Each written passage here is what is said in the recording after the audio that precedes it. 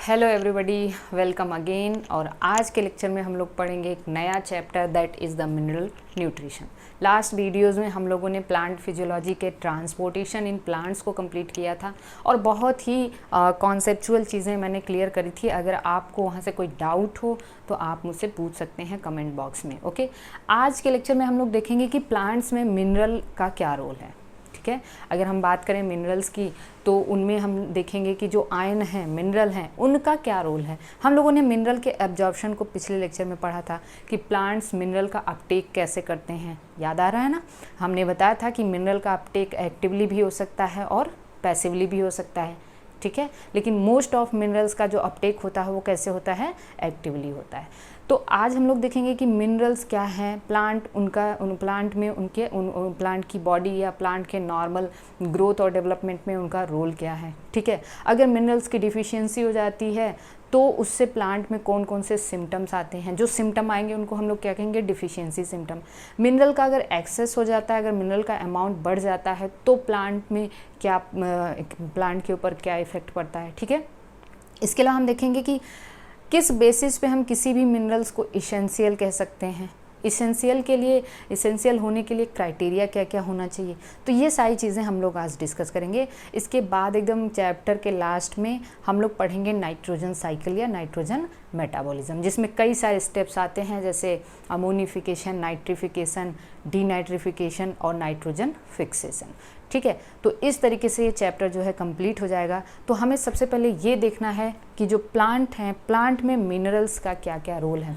तो आपको पता है कि मिनरल्स में भी हम लोग मिनरल न्यूट्रिएंट में भी देखेंगे कि दो तरीके के न्यूट्रिएंट होते हैं, एक मैक्रो होता है और एक माइक्रो होता है। अगर प्लांट को किसी मिनरल की ज़रूरत ज़्यादा है, ठीक है ना, पर केजी ड्राई वेट के हिसाब से उसकी ज़रूरत ज़्यादा है तो उसको हम मैक्रो की कैटेगरी में रखते हैं। उसकी रिक्वायरमेंट कम है तो उसको हम माइक्रो की कैटेगरी में रखते हैं।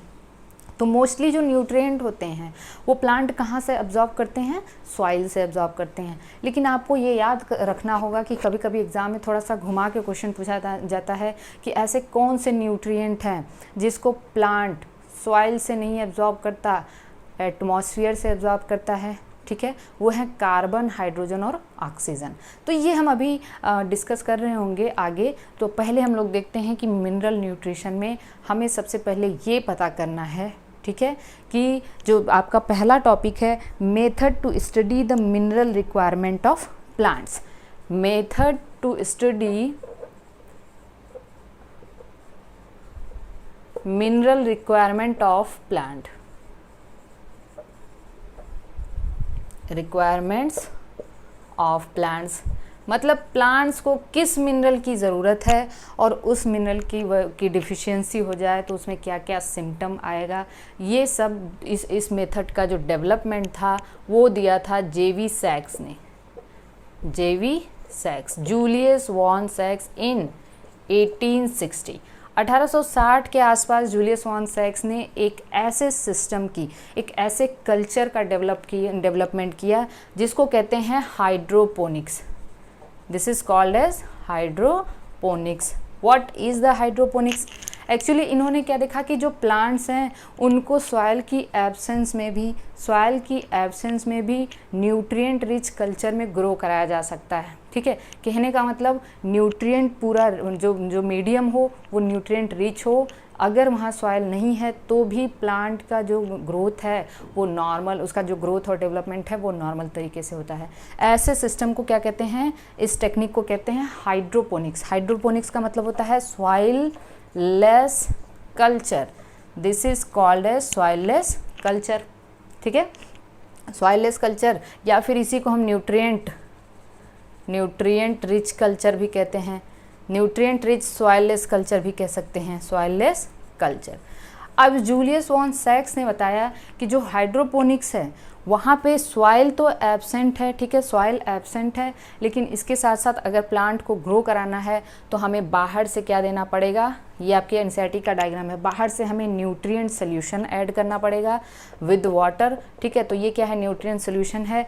उसके बाद प्रॉपर यहाँ पे क्या देना पड़ेगा, ऑक्सीजन, मतलब एयरेटिंग मीडियम रखना होगा, प्रॉपर ऑक्सीजन देना पड़ेगा तब यहाँ पे प्लांट जो है वो मेच्योरली ग्रो कर जाता है। कोई भी प्लांट मेच्योरली ग्रो कर जाता है और ऐसे सिस्टम हाइड्रोपोनिक्स की हेल्प से ढेर सारे क्रॉप्स लाइक वेजिटेबल्स जो हैं वो ग्रो किए जाते हैं। और उन वेजिटेबल में क्या है बताइए? टोमेटो, ठीक है, लेट्यूस, ये एग्ज़ाम में पूछा जा चुका है, एंड सीडलेस कुकुम्बर। तो आप इसको TLC से याद रख सकते हैं। TLC को बहुत नामों से जो है जाना जाता है, टोटल ल्यूकोसाइट काउंट, ठीक है, और क्या, और हम लोग देखेंगे टोटल लंग कैपेसिटी। तो अभी यहाँ पे TLC को आप इस तरीके से याद रख सकते हैं, टोमेटो, लेट्यूस और कुकुम्बर। तो हाइड्रोपोनिक्स एक सिंपल है जिसको क्या कहते हैं कि सॉइल के एब्सेंस में भी न्यूट्रिएंट रिच मीडियम में प्लांट को मैच्योर तरीके से ग्रो कराया जा सकता है। अच्छा, अब इससे क्या है, इसका बेनिफिट क्या है? इसका बेनिफिट ये है, ध्यान से समझना है कि इसकी वजह से, हाइड्रोपोनिक्स की वजह से हम ये समझ सकते हैं कि किसी प्लांट का, किसी भी एलिमेंट का डिफाइनाइट रोल क्या है। तो पहली चीज़ क्या है? डिफाइनाइट रोल मतलब किसी भी एलिमेंट का डिफाइनाइट रोल क्या है, किससे हम पता कर सकते हैं? हाइड्रोपोनिक्स से पता कर सकते हैं, ठीक है। उसके डिफिशियंसी सिम्टम क्या होंगे? उसकी जो डिफिशियंसी अगर उसकी कमी हो जाए तो उससे होने वाले सिम्टम क्या हैं?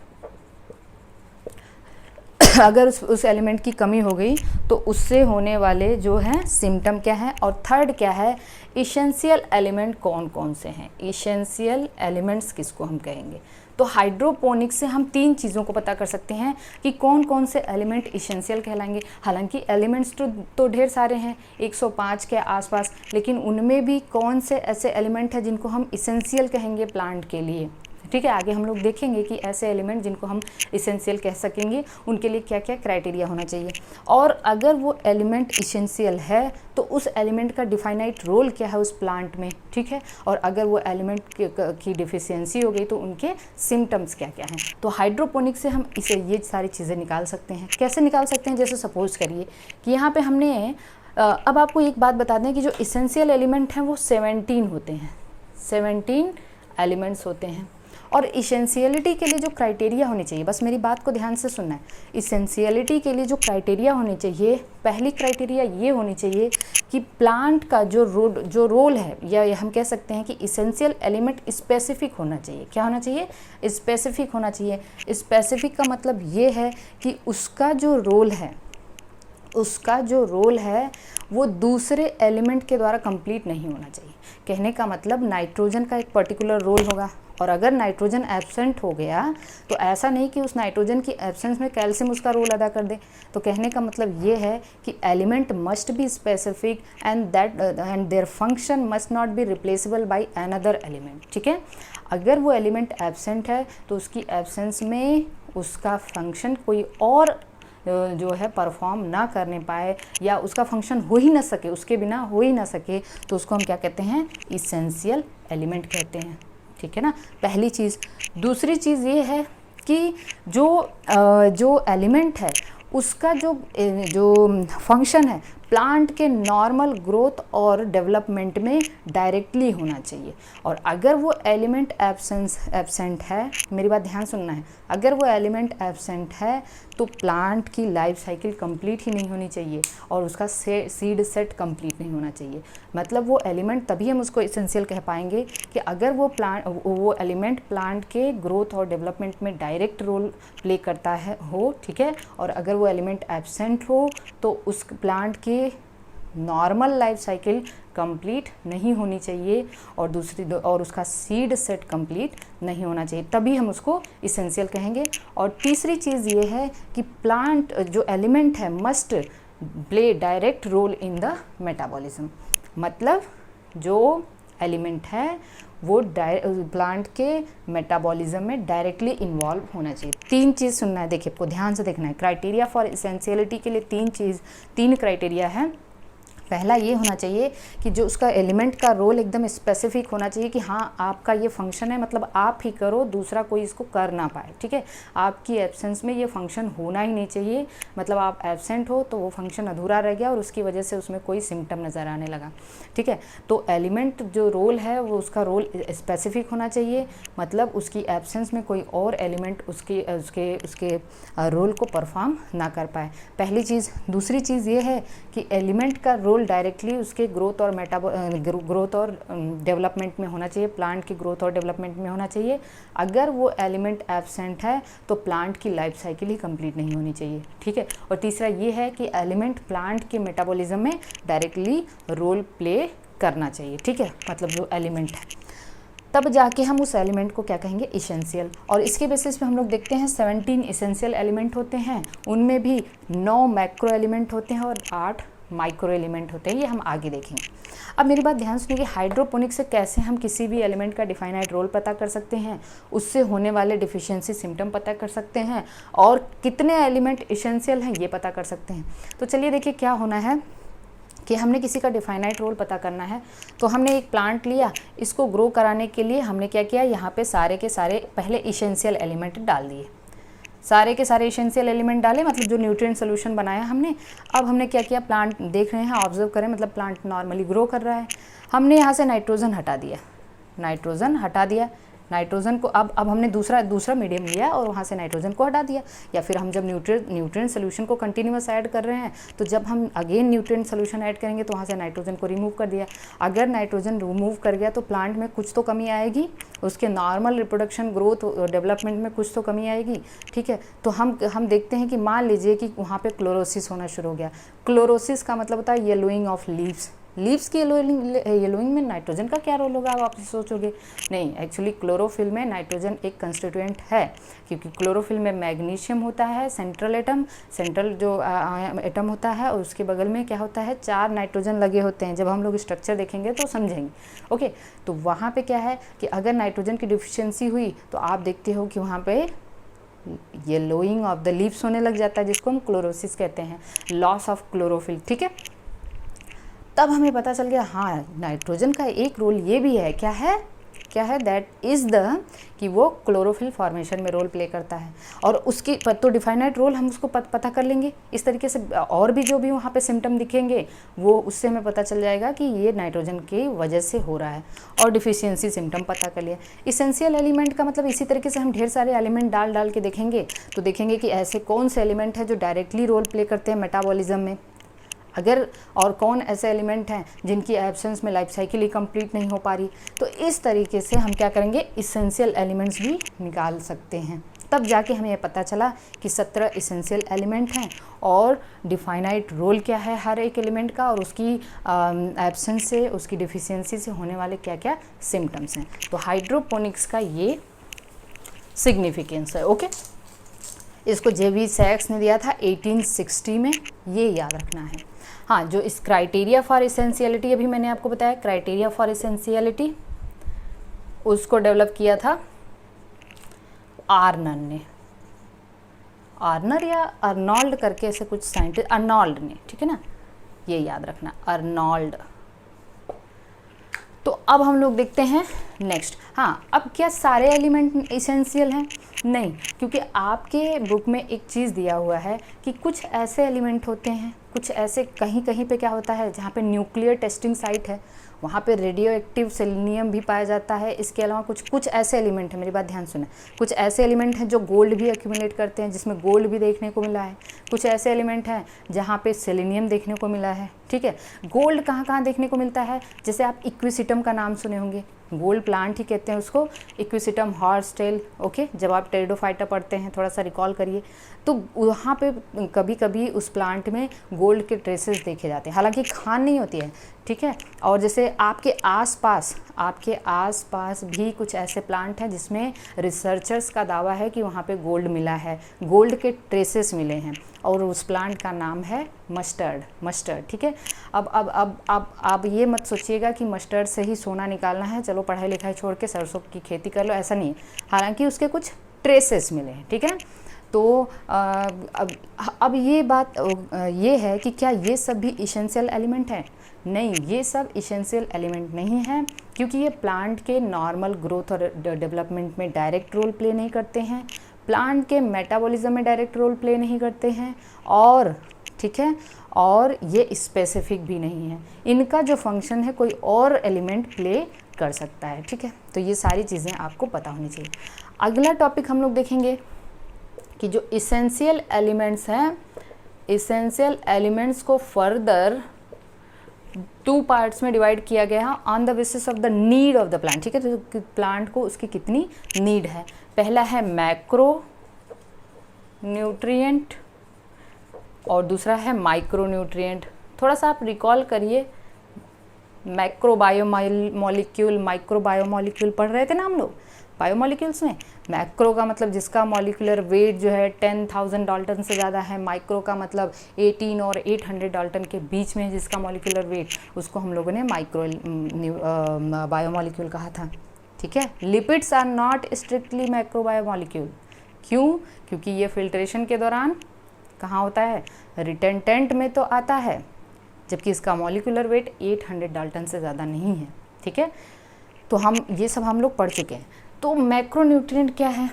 अगर किसी एलिमेंट की रिक्वायरमेंट मोर देन 10 मिलीमोल पर KG of dry weight of plant, ठीक है ना,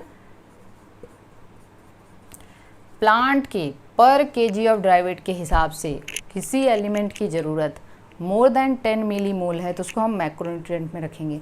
लेस देन 10 मिलीमोल है पर केजी, ठीक है, of dry weight of plant, तो उसको हम क्या कहेंगे? माइक्रो कहेंगे। जैसे एग्जाम में क्वेश्चन आ सकते हैं, there are 9 macronutrients, 9 macro and 8 micro. अब इसको याद करने के लिए ढेर सारे निमोनिक्स भी हैं, ढेर सारे ट्रिक्स हैं। हमारे जब हम लोग कभी CSIR के एग्ज़ाम की प्रिपरेशन कर रहे थे तो वहाँ पे टीचर्स ने बहुत सारे ट्रिक्स बताए थे, तो उसमें से मैं कुछ ट्रिक आपको बताती हूँ। जैसे अब देखिए, जो 9 मैक्रोन्यूट्रिएंट है उनमें एक बड़ा फ़नी सा ट्रिक है, खून, क्योंकि बच्चे कंफ्यूज हो जाते हैं ना कि ये कौन मैक्रो है कौन माइक्रो है, 4 ऑप्शन दे के उसमें से पूछ लिया जाएगा। तो ये तो यहाँ नेसेसरी है कि आप कुछ न्यूमोनिक्स लगाएं, कुछ ट्रिक्स पढ़ें, ठीक है ना। तो खून, पीके, सर, मांगे, कैल्शियम। अब ये खून में ये के जो है ना उसको आप C एज्यूम करना, ठीक है, कार्बन। तो इसमें क्या है? Carbon, hydrogen, oxygen, nitrogen, phosphorus, potassium, sulphur, magnesium and calcium. 1 2 3 4 5 6 7 8 9। Simple है, carbon, hydrogen, oxygen, nitrogen, phosphorus, potassium, sulphur, magnesium and calcium.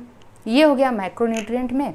और एक दूसरा ट्रिक है, इसको माइक्रो को याद करने के लिए, माइक्रो को याद करने के लिए एक ट्रिक है, फेकू मनमोहन। तो मनमोहन को हम बस ऐसे लिख दे रहे हैं, हालांकि मनमोहन फेकू नहीं, फेकू कोई और है। तो यहाँ पे समझिए, फेकू मनमोहन जा बे निकल। बस मैं अब जो पूरा नहीं लिख रही हूँ, आप उसे समझ लीजिए मेरे कहने का मतलब क्या है, ठीक है। मतलब मैं केवल एलिमेंट लिख रही हूँ। तो फेकू मनमोहन जा बे निकल, ओके। तो इससे आप क्या बता सकते हैं? Iron, copper, manganese, molybdenum, zinc, boron, निकल, क्लोरीन, ठीक है। तो ये 8 जो हो गए, ये जो 8 हो गए वो क्या है? माइक्रोन्यूट्रिएंट है। तो इसे आप न्यूमोनिक से याद रखेंगे ना तो कभी भूलेगा नहीं। तो इस तरीके से जो 9 मैक्रोन्यूट्रिएंट हैं और 8 क्या है? माइक्रोन्यूट्रिएंट। अब जो ये सारे इसेंशियल एलिमेंट हैं उनको प्लांट्स कहाँ से लेते हैं? मोस्टली तो वो सॉइल से ही लेते हैं, लेकिन कुछ ऐसे एलिमेंट हैं जैसे कि मैक्रोन्यूट्रिएंट में कुछ ऐसे एलिमेंट हैं जिनको प्लांट सॉइल से नहीं, इनको मोस्टली एटमॉस्फेयर से लेते हैं। वो है कार्बन, हाइड्रोजन और oxygen. That is very important, याद रखना। कार्बन, हाइड्रोजन, ऑक्सीजन ये किस फॉर्म में? कार्बन डाइऑक्साइड और वाटर के फॉर्म में ये एटमॉस्फेयर से लेते हैं प्लांट, ठीक है। ये आपको याद रखना है, कार्बन, हाइड्रोजन और oxygen, okay. So this is all about the essential element. आगे हम लोग देखते हैं, कुछ एलिमेंट्स बड़े बेनिफिशियल होते हैं। तो बेनिफिशियल एलिमेंट भी आपकी बुक में दिया हुआ है। बेनिफिशियल एलिमेंट्स 4 हैं, 4 दिया हुआ है।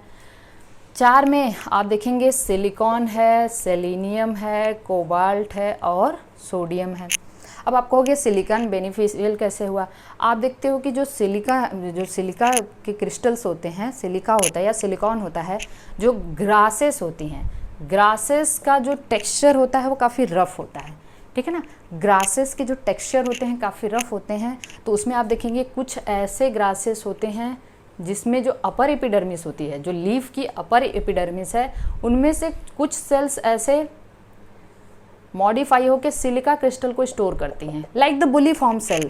अगर आप थोड़ा सा इसको रिकॉल करें, जब आप पढ़ते हैं बुलीफॉर्म सेल, ठीक है, तो उसमें क्या होता है, बुलीफॉर्म सेल्स क्या करती हैं, आपको याद होना चाहिए जब आप उसमें एनाटॉमी में पढ़ते हैं, हालांकि मैं आगे पढ़ाऊंगी। तो उसी तरीके से जो अपर एपिडर्मिस की जो कुछ ऐसी एपिडर्मल सेल होती हैं वो सिलिका के क्रिस्टल को स्टोर करती हैं, जिसकी वजह से जो ग्रासेस का जो टेक्सचर आप छुएंगे ग्रासेस को तो कैसी दिखती हैं, रफ दिखती हैं, ठीक है।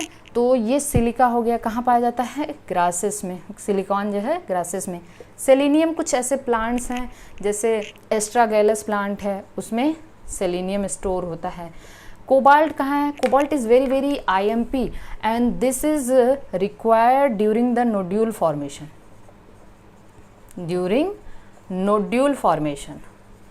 क्योंकि अभी हम लोग नाइट्रोजन फिक्सेशन देखेंगे तो वहाँ पे नोड्यूल बनेगा। तो नोड्यूल बनने के दौरान, लेग्यूमिनस प्लांट में नोड्यूल बनने के दौरान इसकी ज़रूरत पड़ती है, किसकी, कोबाल्ट की। इसके अलावा कुछ ऐसे हेलोफाइटिक प्लांट्स होते हैं जो साल्टी एरिया में पाए जाते हैं, हेलोफाइट्स, वहाँ पे सोडियम, ठीक है ना, सोडियम की ज़रूरत पड़ती है। तो sodium is beneficial for the halophytes.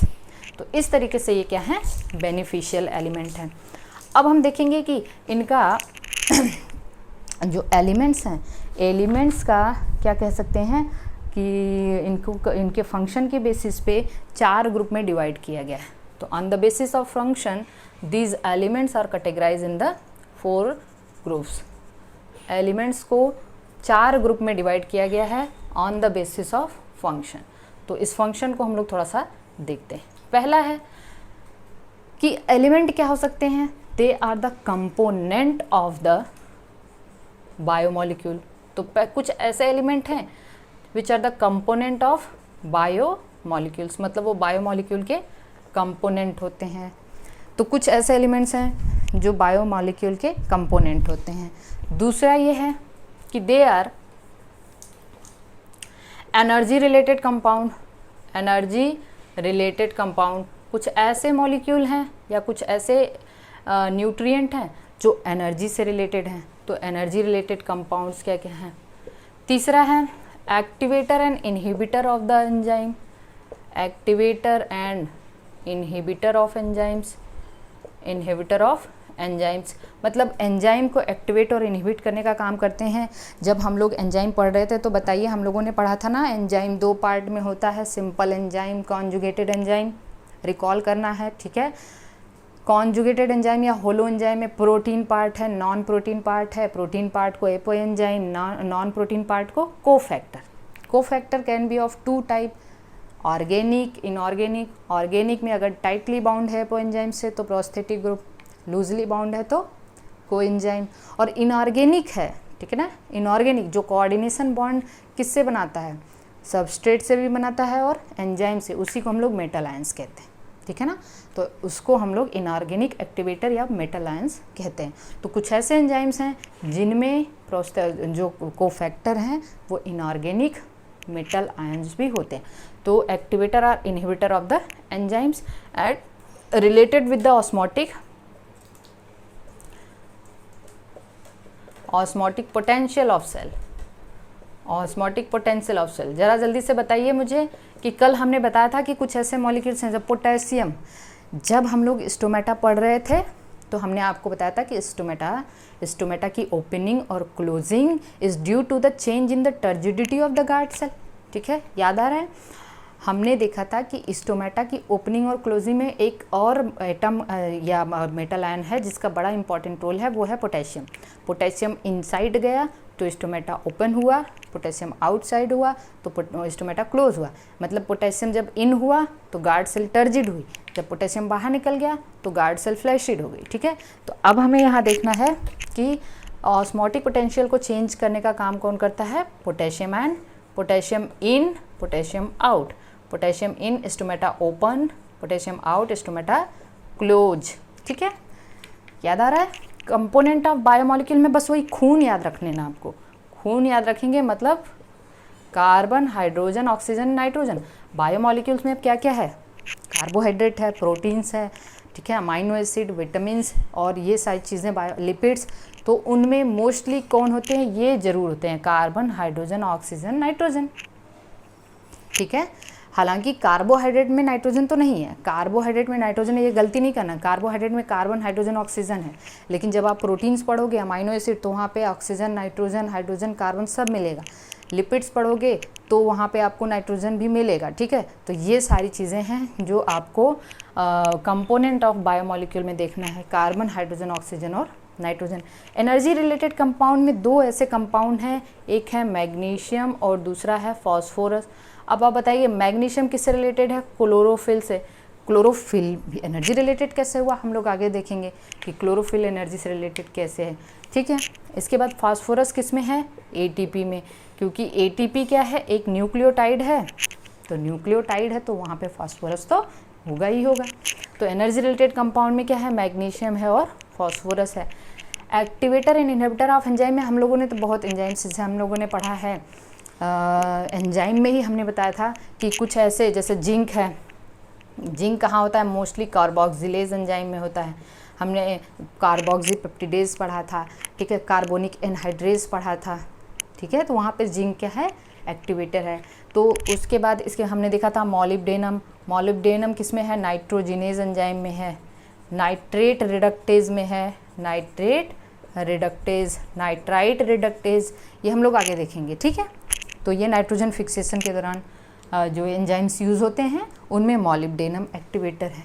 इसके अलावा हम देखते हैं ये निकिल यूरिएज में है। ठीक है, हमने देखा था यूरिएज एंजाइम, बताया था मैंने। पोटेशियम की अगर हम बात करें तो पोटेशियम पायरुवेट काइनेज एंजाइम में है, पायरुवेट काइनेज। इसके अलावा एक बड़ा इम्पॉर्टेंट मेटल है मैग्नीशियम, जो कि रुबिस्को का भी एक्टिवेटर है, रुबिस्को का भी, और पेप्केज का भी एक्टिवेटर है, पेप्केज का। राइबोलोज बिसफॉस्फेट कार्बोक्सिलेज ऑक्सीजनेज एंजाइम, और दूसरा क्या है?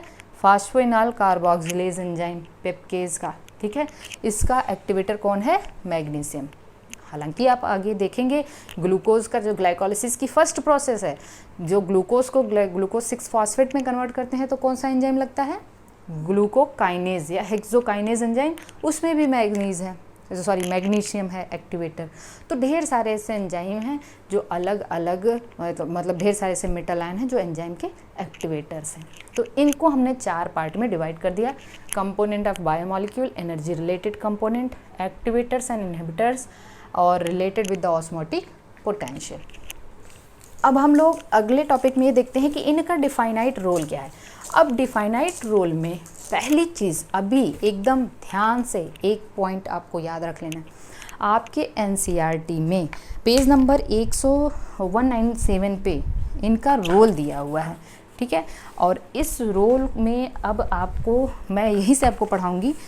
हाँ, आपको याद करने के लिए क्या करना पड़ेगा कि इसमें कुछ मैक्रोन्यूट्रिएंट का भी रोल है और कुछ माइक्रोन्यूट्रिएंट का भी रोल है। तो आपको इसको पढ़ने के लिए सबसे पहली चीज़ की 2-3 बातों का ध्यान में रखना होगा कि कौन से ऐसे मैक्रोन्यूट्रिएंट हैं जिनको प्लांट अदर मैक्रोन्यूट्रिएंट के कंपैरिजन में प्लांट उनको ज़्यादा डिमांड करते हैं। तो ध्यान देना है, नाइट्रोजन एक ऐसा macronutrient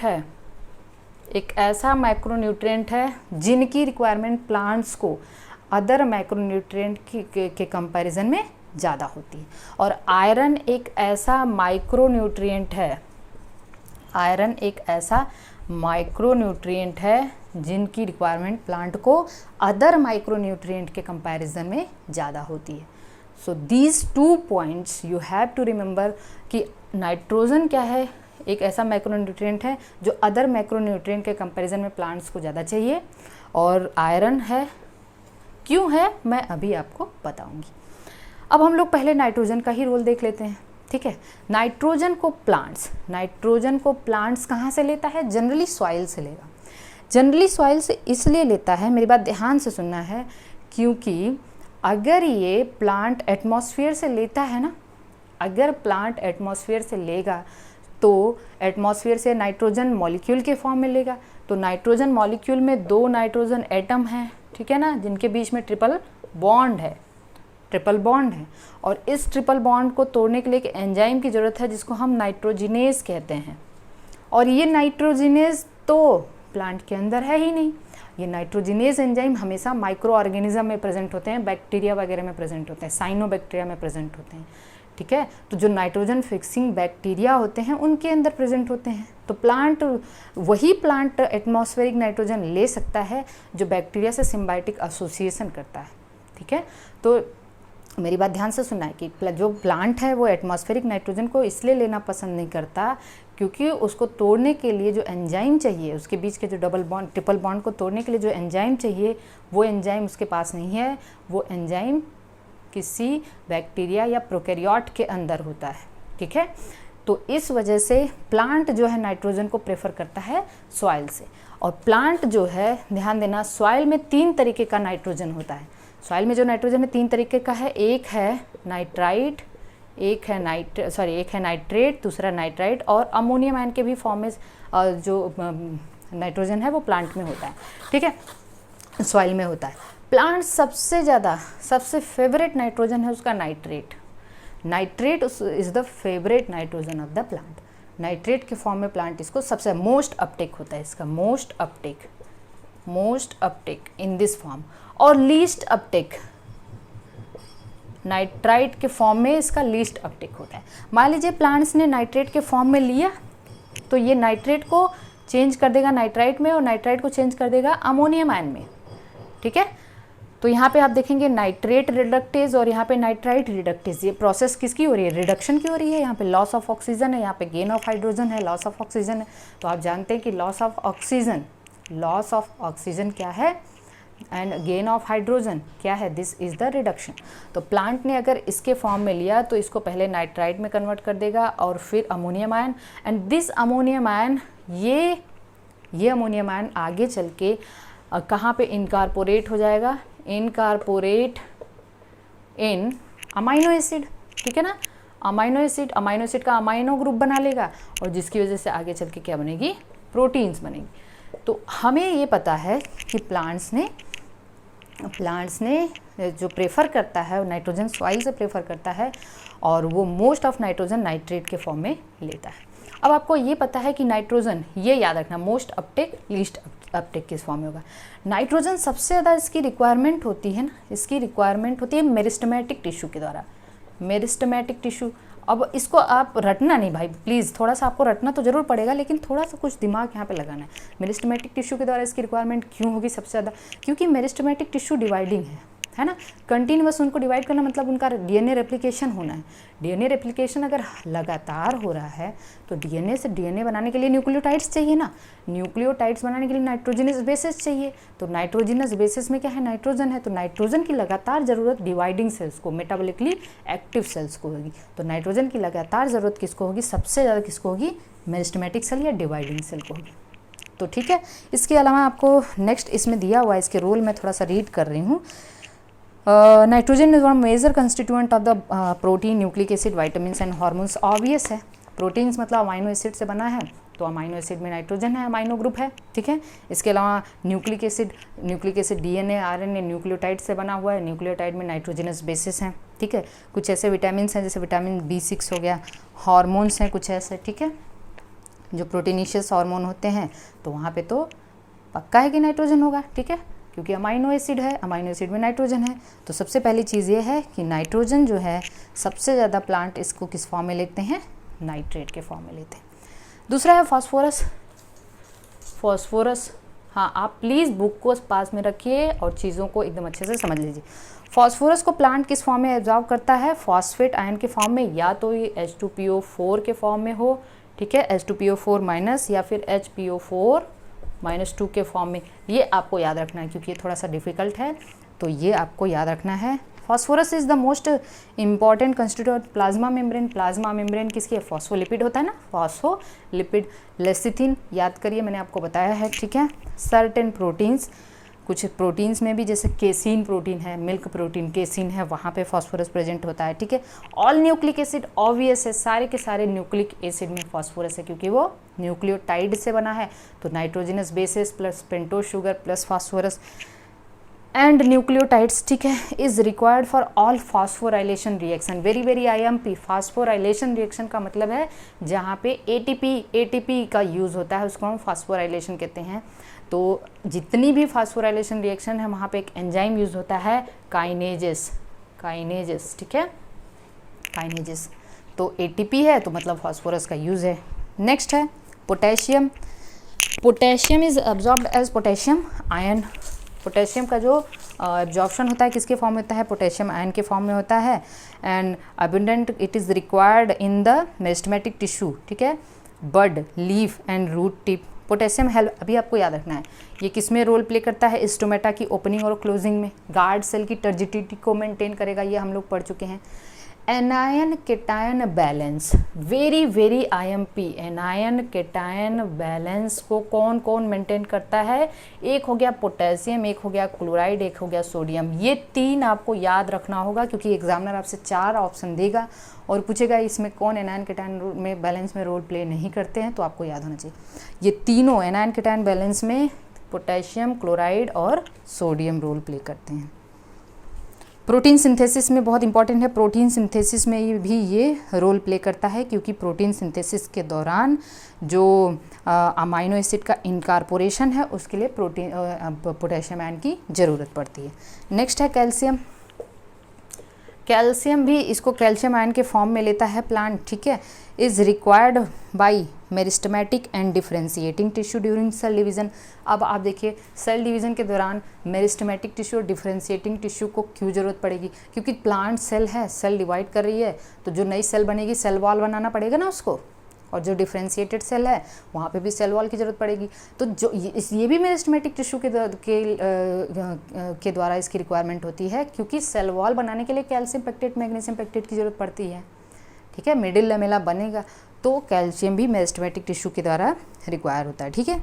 it is used in the synthesis of cell wall, usually in the calcium pectate, also needed during the formation of mitotic spindle. बहुत इंपॉर्टेंट है माइटोटिक स्पिंडल बनने के लिए। माइटोटिक स्पिंडल देखा था आपने, स्पिंडल फाइबर कैसे बना था, बताइए ज़रा जल्दी से मुझे। Mitotic spindle, astral rays spindle fibre, aster क्या था, सेंट्रियोल प्लस एस्ट्रल रेज, ठीक है, और centriole plus astral rays plus spindle fibre को मिलके स्पिंडल एपरेटस। और मैंने आपको इसके बेसिस पे क्वेश्चन भी बताया था, कि अगर आपको एक दे दिया जाए कि 100 माइक्रोस्पोर बनाना है तो कितने स्पिंडल फाइबर बनेंगे, तो हमने आपको बताया था क्योंकि 100 माइक्रोस्पोर बनाना है, एक मियोसिस से 4 बनेगा तो 25 करना पड़ेगा, 25 मियोसिस करना पड़ेगा, और एक मियोसिस से 2 बना तो एक स्पिंडल फाइबर यहाँ लगा, 2 से जब 4 बनेगा तो 2 3, मतलब एक कंप्लीट मियोसिस करने में 3 स्पिंडल फाइबर की ज़रूरत पड़ेगी, ठीक है।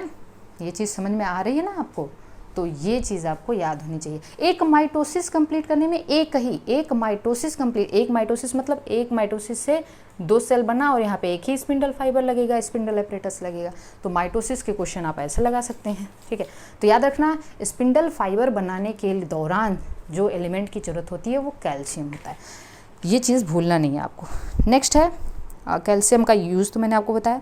Accumulate in the older leaves, क्यों ये ओल्डर लीव में एक्यूमुलेट होता है, क्योंकि ये नॉन मोबाइल एलिमेंट है। क्योंकि मोबाइल एलिमेंट रहता तो लीफ इसको यंग को ट्रांसफ़र कर देती। Old leaves during senescence transport their nutrient to the younger ones, लेकिन अगर ये मोबाइल एलिमेंट होता तब तो ट्रांसफ़र होता, ये कैसा एलिमेंट है, नॉन मोबाइल है, इसीलिए ओल्डर लीफ में एक्यूमुलेट हो जाता है। It involves the normal functioning of the cell membrane, it activate the certain enzymes and play important role in the metabolic activity. Magnesium को मैग्नीशियम आयन के form में लेता है। ढेर सारे एंजाइम जैसे अभी मैंने आपको बताया था, पायरुवेट काइनेज हो गया, रुबिस्को हो गया, ठीक है, पेप्केस हो गया, and in the synthesis of DNA and RNA की सिंथेसिस में भी मैग्नीशियम का बड़ा इंपॉर्टेंट रोल होता है, क्योंकि magnesium is a constituent of the ring structure of chlorophyll, आपको पता है क्लोरोफिल में भी मैग्नीशियम है, ठीक है। और उसके बाद help in the ribosome structure, मैंने राइबोसोम पढ़ाते टाइम आपको बताया था कि दोनों जो सब यूनिट हैं, जब ये दोनों सब unit during protein synthesis bind करते हैं तो वहाँ पे मैग्नीशियम आयन की ज़रूरत पड़ती है, ओके। सल्फेट के फॉर्म में इसको प्लांट एब्जॉर्ब करता है। Sulphur is the present in 2 amino acid, I have already told you that cysteine and methionine. Cysteine में बताया R is replaced by R, अरे हमने अमाइनो एसिड पढ़ाया था ना आपको, एक कार्बन, एक COOH, ठीक है, एक NH2, एक H, एक R। If R is replaced by, क्योंकि बुक में है सिस्टीन का structure CH2SH। If R is replaced by CH2SH तो इसको हमने क्या कह दिया, सिस्टीन। और जब दो सिस्टीन एक दूसरे के कांटेक्ट में आएंगे तो क्या होगा, एक तो पेप्टाइड बॉन्ड बन जाएगा दोनों के बीच में, और यहाँ पे ऑक्सीडेशन हो जाएगा तो दोनों का हाइड्रोजन निकल जाएगा, डाइसल्फाइड बॉन्ड बन जाएगा। उसको हम लोगों ने क्या कहा था, सिस्टाइन कहा था। डू यू रिमेंबर, ठीक है। अब आप देखिए, sulphur is the main constituent of several coenzyme, जैसे कुछ कोएंजाइम थियामिन हो गया, याद करिए थियामिन जो एक तो विटामिन है, ठीक है ना, उससे कोएंजाइम कौन था, थियामिन पायरोफॉस्फेट, हमने पढ़ाया हुआ है इसको। Biotin coenzyme A and ferredoxin, जब आप इलेक्ट्रॉन ट्रांसपोर्ट सिस्टम पढ़ेंगे तो वहाँ पे एक फेरिडॉक्सिन इलेक्ट्रॉन कैरियर आएगा, वहाँ पे भी आयरन और सल्फर, जो फेरिडॉक्सिन है याद रखना, फेरिडॉक्सिन जब आप ये उसका स्ट्रक्चर ये आप पढ़ेंगे ना, थैलेक्वाइड लेमिला थैलेक्वाइड, तो इसमें जो ये थैलेक्वाइड की जो मेम्ब्रेन है जो स्ट्रोमा के साइड में है, ठीक है, जब आप क्लोरोप्लास्ट का स्ट्रक्चर पढ़ेंगे तो वहाँ पे इसको देखेंगे। तो फेरिडॉक्सिन एक ऐसी प्रोटीन है, iron sulphur protein, iron sulphur याद रखना, फेरिडॉक्सिन में आयरन भी है और सल्फर भी है। आयरन एक माइक्रोन्यूट्रिएंट है हमने बताया, और अदर माइक्रोन्यूट्रिएंट के कंपैरिजन में यहाँ पे आयरन की ज़रूरत प्लांट को ज़्यादा होती है, ठीक है। इसमें दिया हुआ है कि plants obtain iron in the form of ferric ion, ठीक है, ये बहुत इंपॉर्टेंट है, फेरिक आयन के फॉर्म में प्लांट्स इसको लेगा। It is required in the larger amount in comparison to other, it is important, ठीक है। फेरिडॉक्सिन में है, साइटोक्रोम में है, फेरिडॉक्सिन में और साइटोक्रोम में है। It is reversibly oxidise from the Fe2+ से Fe3+ के में ये रिवर्सिबली ऑक्सीडाइज हो सकता है during the electron transport catalase enzyme में, okay. And this is very very important for the formation of the chlorophyll.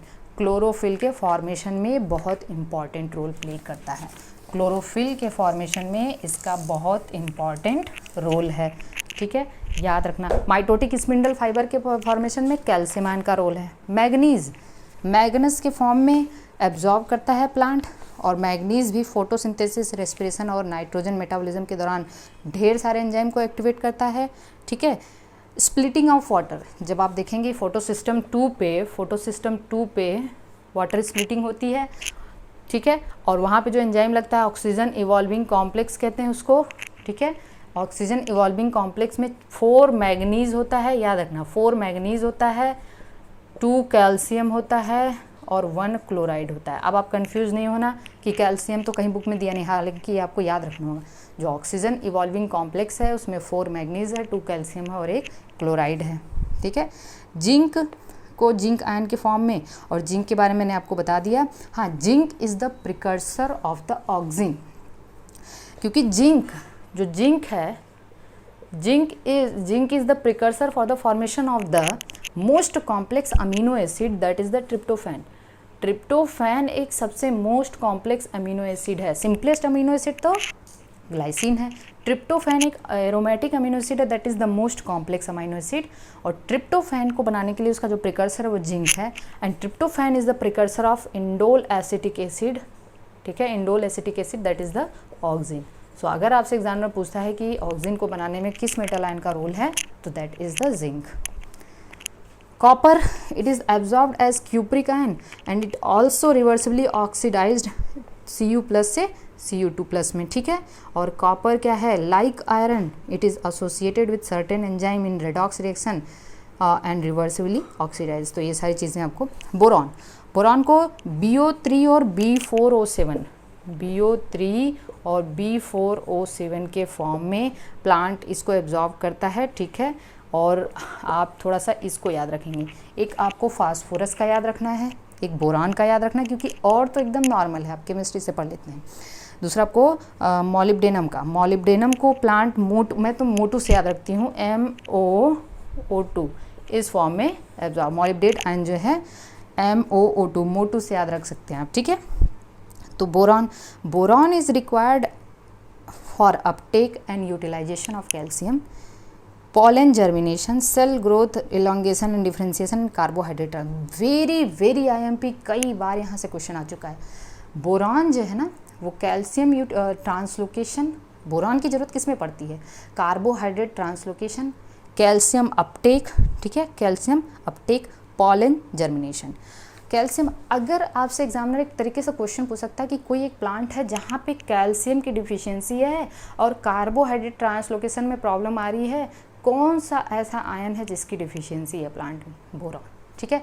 बहुत इंपॉर्टेंट है, आपको याद है, pollen germination, carbohydrate translocation, calcium utilisation and uptake, ठीक है। मॉलिब्डेनम, अभी मैंने आपको बताया मॉलिब्डेनम, हमने ये भी बताया नाइट्रोजन फिक्सेशन के दौरान नाइट्रोजनेज एंजाइम और नाइट्रेट रिडक्टेज एंजाइम में जो इसका रोल है, ठीक है। क्लोरीन, क्लोराइड आयन के फॉर्म में, ये भी सोडियम पोटेशियम और के साथ साथ ये एनायन केटायन बैलेंस को मेंटेन करता है, और it is also the component of water splitting complex. Water splitting complex में हमने अभी बताया कि ये होगा 4 मैग्नीज होगा, 2 कैल्शियम होगा, 1 क्लोराइड, तो ये सारे रोल है। अब स्पेसिफिक रोल, जैसे कब आपसे पूछ दिया कि क्लोरोफिल फॉर्मेशन में कौन सा माइक्रोन्यूट्रिएंट रोल प्ले करता है, तो वो है आयरन, ठीक है ना, वो है माइटोटिक स्पिंडल फाइबर के फॉर्मेशन में calcium ion, pollen germination boron, ठीक है, वाटर स्प्लिटिंग कॉम्प्लेक्स मैग्नीज, ठीक है, नाइट्रोजिनेज में क्या है, ठीक है। अगर आपसे कोई पूछ दिया कि carbohydrate translocation, calcium uptake and utilisation, boron, तो ये सारी चीज़ें आपको याद होनी चाहिए। कौन सा माइक्रोन्यूट्रिएंट है जिससे प्लांट सबसे ज़्यादा लेता है, वो है नाइट्रोजन, और कौन सा माइक्रोन्यूट्रिएंट है जो अदर माइक्रोन्यूट्रिएंट के कंपैरिजन में सबसे ज़्यादा प्लांट को उसकी ज़रूरत होती है, वो है आयरन। तो ये सब चीज़ें, हालांकि जब आप ये पूरा, आपकी अगर पूरी बायोलॉजी तैयार है ना, तो आपको ये रटना नहीं पड़ता, क्योंकि आपको पता है कि पोटेशियम स्टोमेटल ओपनिंग क्लोजिंग में रोल प्ले करता है, ठीक है, और फास्फोराइलेशन रिएक्शन ATP है तो वहाँ पे फास्फेट की ज़रूरत होगी, फास्फोरस की ज़रूरत, क्लोरोफिल है तो मैग्नीज होगा, ऑक्सीजन इवॉल्विंग कॉम्प्लेक्स है, सॉरी क्लोरोफिल है तो मैग्नीशियम होगा, ऑक्सीजन इवॉल्विंग कॉम्प्लेक्स है तो वहाँ पे क्लोराइड, कैल्शियम और मैग्नीज होता है। इसी तरीके से पॉलन जर्मिनेशन तो बोरॉन की ज़रूरत है, कार्बोहाइड्रेट ट्रांसलोकेशन है तो बोरॉन की ज़रूरत है। तो आपको, अगर आपकी पूरी बायोलॉजी तैयार रहती है, जब आप एग्ज़ाम देने जाते हो तो उस टाइम पूरी बायोलॉजी तैयार करके जाते हो, तो ये सब रटने की चीज़ नहीं है, बस किस फॉर्म में एब्जॉर्ब करता है ये आपको फॉस्फेट का थोड़ा सा देख लेना है, H2PO4, और जो एक और दिया हुआ बोरान का देख लेना है, और मॉलिब्डेनम का देख लेना। बाकी तो सब simply, nitrogen most Uptake nitrate के फॉर्म में है, लीस्ट नाइट्राइट के फॉर्म में है, ठीक है। तो इस तरीके से आप ये यहाँ तक तैयार कर सकते हैं। अगले टॉपिक में हम इससे अगला जो पोर्शन होगा उसको कवर करेंगे, ठीक है।